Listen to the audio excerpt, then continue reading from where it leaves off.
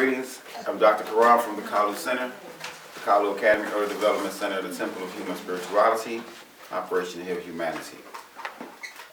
The focus of having an educational center, an educational academy, a university, as opposed to a school, is a very important concept that we need to pay attention to in these days of time.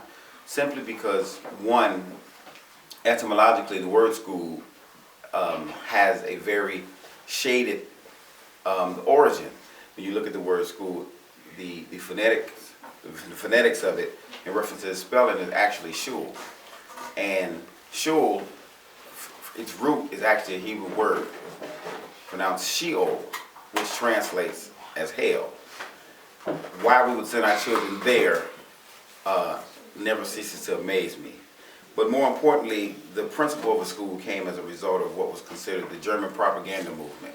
And when Western education was being developed, they borrowed heavily from it in order to create what they would call properly trained servants for the Industrial Revolution, to fit into their Industrial Revolution. So back in the days of Henry Ford and Carnegie and Rockefeller, all of the industry giants, the industrial giants, they really were the ones who were responsible for the push of Western education and the concept of schools, where they would do the herd learning. The mass learning would bring a whole bunch of children together, and they would educate them according to a set system of standards, which means that everyone should know this by this particular time.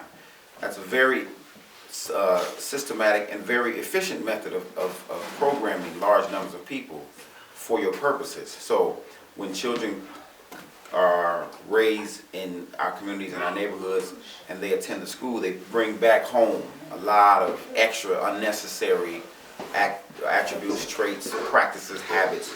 And as the parents, we wonder, we're like, well, why is it that my baby, she was my baby, or he was my baby, and then they turned 8, 9, and then I didn't know them no more. When they became a teenager, I didn't know them anymore.